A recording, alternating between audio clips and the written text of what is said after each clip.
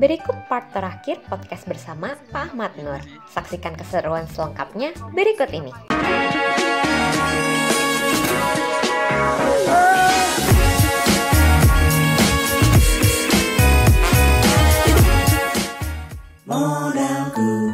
Oke, jadi tipsnya dari Pak Ahmad nih ya, untuk menghandle komplain itu intinya kita harus merajakan customer ya Pak ya, supaya customernya tuh merasa benar-benar kayak dilayani gitu ya Pak ya, walaupun cuma belinya Ya, mungkin barang yang kecil atau seperti dilayani mau beli gitu.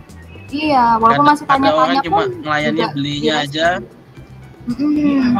Bener ya Pak, jadi Ada walaupun masih responnya kayak kayak tanya-tanya barangnya aja, tetap Bapak Ahmad respon dengan baik ya Pak ya. Kalau nggak direspon, jadinya mungkin customernya kurang ini ya Pak ya, jadi ngerasanya kayak kesel sih, dia kan kesel dicuekin gitu ya. iya kesel. Karena beda sama kayak kita jual offline ya. Jual offline kadang kita kalau masih ini dia nggak seberapa ini. Kalau misalnya dia klaim, oh ya Pak tunggu sebentar gitu masih mau. Kalau di online ini beda dia. Soalnya dia maunya ya cepet kayak belinya itu. Iya.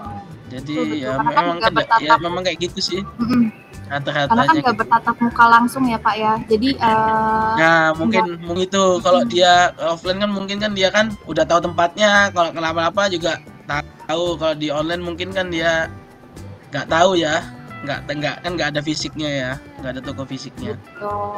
Oke gitu, mantap. Mantap lagi Pak Ahmad. Nah Pak, mau tanya-tanya nih, tips triknya nih untuk stok produknya sendiri kan pasti yang di stok nih sama Pak Ahmad ini tuh dalam jumlah banyak gitu kan.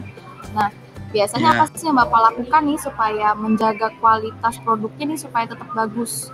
Nah apakah mungkin kayak ada ruangan khusus, penyimpanan khusus nih Pak untuk barang-barangnya gitu? Atau mungkin ada apa ya, ada fitur-fitur lain kali Pak yang bisa yang Pak Ahmad lakuin nih gitu. Pasti sobat modalku juga pengen tahu sih. Iya paling kita ya stok barang yang utama yang lebih dibanyakin ya stok yang kita lihat range sehari itu dia keluar berapa kali, itu lebih diamanin stoknya. Kalau yang kurang jalan jangan diambil dulu, kita gitu sih biasanya.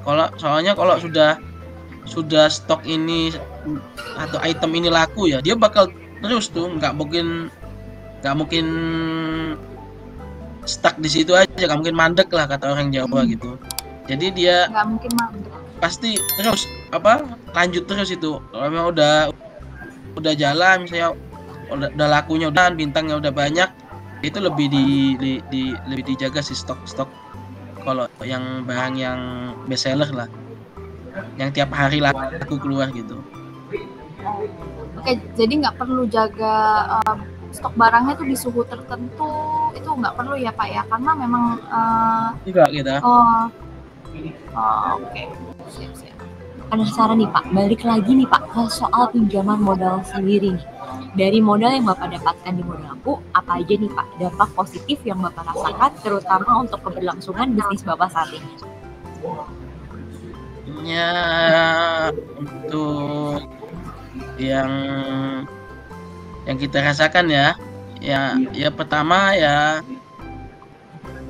kita lebih membantu kita untuk menambah stok, terus penjualannya tambah ramai ya kan, otomatis kan ya kan stoknya lebih banyak, penjualan pengirimannya pun ikut juga ramai gitu. Itu sih yang paling signifikan dari pinjaman modal yang dirasakan di toko ya.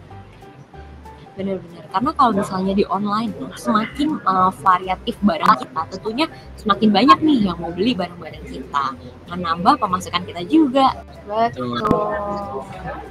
Paling kalau lagi event-event kayak gitu ya, tiba-tiba demand-nya banyak gitu, terus stok barangnya nggak ada.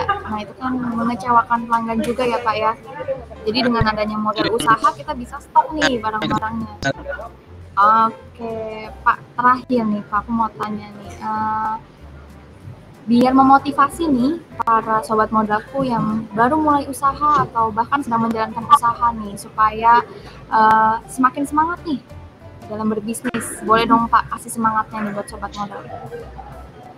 Ya, buat sobat modalku di seluruh Indonesia, jangan pantang menyerah ya kan, jangan gampang putus asa, tetap semangat, tetap ikhtiar, fokus. Insya Allah ada jalan lah. Insya Allah ada jalannya Pak. Jangan putus asa, semangat dalam usahanya supaya usahanya tetap berjalan lancar gitu ya Pak. Oke, terima kasih banyak nih Pak Ahmad. Oh, Pak Ahmad, pertanyaan lagi dong buat Pak Ahmad. Tadi kan awalnya udah ada pertanyaan, akhirnya kita akhiri juga dengan pertanyaan.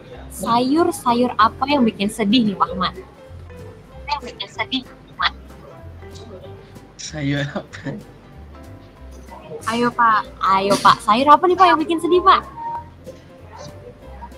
Nanti bisa pilih aja nih Pak, di sebelah belakang nih Pak. Bener banget, sayonara Pak Ahmad. Sayur yang bikin sedih adalah sayonara. Betul Pak Ahmad. Karena kita akan sayonara sama Pak Ahmad. Terima kasih banyak Pak Ahmad udah menemani kita tadi selama kurang lebih 15 menit nih, nggak berasa kan waktunya Pak Ahmad. Oke, makasih juga Kak Anas dan Kak Devina dan modalku ya. Terima kasih. Thank you Pak Ahmad, sukses terus untuk ASN Sound-nya ya Pak Ahmad. Sukses terus Pak. Amin. Kita yang terima kasih nih Pak udah mau datang untuk sharing tips, sharing usahanya nih bersama Sobat Modalku. Amin, terima kasih. Amin, sukses terus ya Pak usahanya. Oke, aku mau ingetin lagi sekali lagi untuk Sobat Modalku, jangan lupa kalau misalnya informasi mengenai produk, syarat pinjaman, dan pengajuan hanya dapat ditemukan di website www.modalku.co.id. Dan jangan lupa follow IG Modalku di @modalkuid. Dan perlu diingat juga, Modalku adalah fintech yang sudah berizin dan diawasi oleh OJK Indonesia. Jadi tentunya terjamin aman dan legal. Nah, reminder juga nih Sobat Modalku, pengajuan pinjaman di Modalku hanya melalui website ya, dan bukan aplikasi, serta tidak meminta transfer atau deposit terlebih dahulu. Jangan lupa Sobat Modalku untuk share dan like podcast episode 11 ini. Nah, untuk info update perbincuan podcast selanjutnya bisa pantengin di Instagram @modalkuid ya guys. Akhir kata, jalan-jalan beli kembang. Cakep. Jangan lupa ajak Raja. Cakep. Buat usahamu makin berkembang, pakai modalku aja. Gue Devina dan gue Anas. Dadah, sampai jumpa di perbincangan podcast selanjutnya. Bye.